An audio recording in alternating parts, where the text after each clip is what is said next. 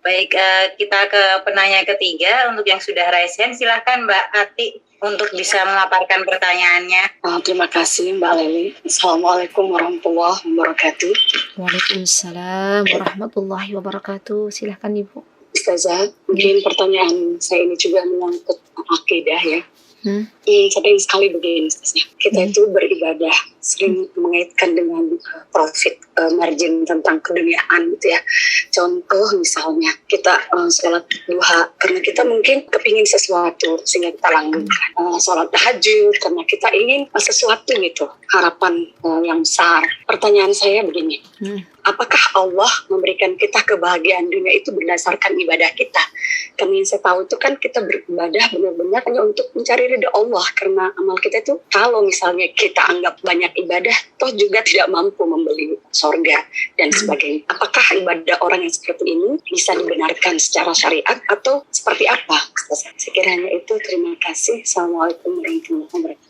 Waalaikumsalam warahmatullahi wabarakatuh. Baik, terima kasih Ibu atas pertanyaannya. Masya Allah, ini bisa menjadi perwakilan pertanyaan teman-teman ya. Masya Allah, karena banyak saat ini yang dilakukan oleh hamba-hamba Allah di zaman sekarang itu, mereka melakukan ibadah hanya untuk mengejar kepingan-kepingan dunia. Kita tahu misalnya ada orang sholat duha misalnya dengan tujuan biar dagangannya laris misalnya, atau ada orang bersolawat misalnya ya, biar dapat tanah di sebuah tempat misalnya, subhanallah. Dan ini tidak dibenarkan di dalam agama kita ya, Masya Allah. Karena teman-teman, yang namanya ibadah itu sendiri, kita diberikan hidayah oleh Allah untuk sholat duha, itu sudah rizki yang tak terhingga, tidak bisa disamakan dengan kepingan-kepingan dunia. Dan ketahuilah, dunia di hadapan Allah subhanahu wa ta'ala itu tidak lebih dari bangkai yang sudah mati. Orang-orang sudah tidak mau lagi untuk melihatnya. Itu ibarat dunia ya di hadapan Allah Subhanahu wa taala. Maka nasihat untuk diri saya dan teman-teman semua, yuk ketika kita beribadah kepada Allah, luruskan niat kita beribadah hanya untuk mencari ridha Allah Subhanahu wa taala. Siapapun yang dia sudah beribadah kepada Allah, bertakwa kepada Allah, maka bonusnya Allah akan berikan ia kehidupan yang menenangkan. Akan Allah berikan kepadanya rizki yang tak terduga. Subhanallah. Allah akan luaskan rizkinya. Allah akan mudahkan setiap kesulitannya. Allah akan ijabah doa-doanya. Allah akan berikan kepadanya, subhanallah, kesempatan untuk berbuat baik ya. Terus berbuat baik. Jadi yang namanya ibadah itu akan memanggil ibadah yang lainnya. Kalau kita berbuat kebaikan dalam rangka beribadah kepada Allah, mencari ridha Allah, maka akan memanggil ibadah yang lainnya. Coba deh ibu-ibu. Misalnya di awal pagi itu ibu-ibu beribadah sholat subuh hanya untuk mencari ridha Allah. Setelah itu ibu-ibu disambung dengan ibadah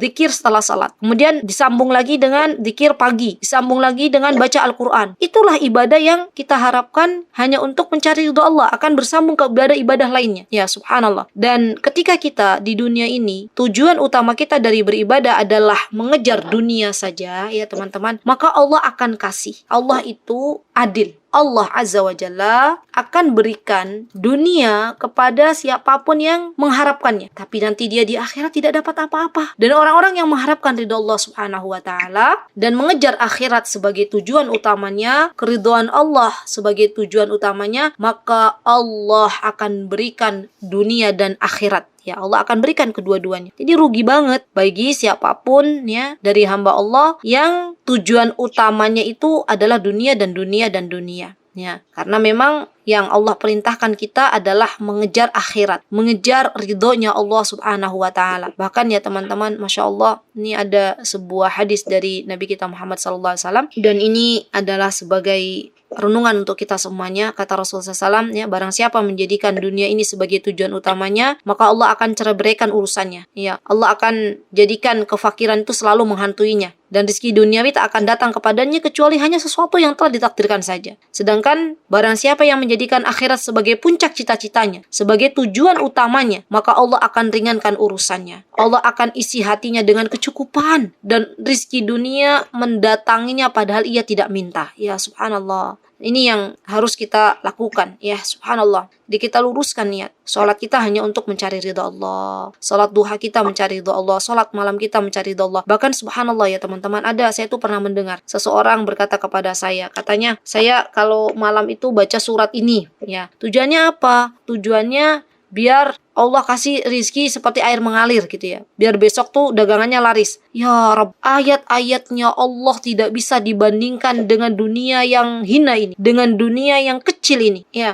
ayat-ayat Allah begitu mulia. Dan ayat-ayat Allah tidak bisa diperjualbelikan. Ya subhanallah. Bukankah yang kita inginkan adalah kebaikan yang akan kita dapatkan di akhirat nanti. Barang siapa yang dia mengenal Allah Azza wa Jal, barang siapa yang dia mengejar Allah, cintanya Allah, ridhonya Allah, maka Allah akan cukupkan dunia untuknya. Dan ia akan dapatkan dunia di hadapannya, sedangkan ia sudah tidak lagi ada semangat untuk mengejar dunia itu. Subhanallah. Ini menjadi sebuah renungan untuk kita semuanya ya teman-teman. Dan nasihat untuk diri saya pastinya kalau kita mau beribadah, ya luruskan niat lagi. Untuk apa saya beribadah? Ya apakah benar lurus hanya untuk mencari doa Allah, atau hanya ingin kepingan-kepingan dunia, hanya ingin pujian-pujian manusia? Kalau itu menjadi niat kita, luruskan lagi. Jangan sampai kita menjadi orang-orang yang merugi nanti di akhirat. Menjadi orang yang di dunia banyak sholat, di dunia banyak baca Al-Quran, di dunia banyak sedekah, tapi ternyata kita sudah tidak lagi bisa mendapatkan apa-apa di akhirat karena kita sudah mengambilnya di dunia.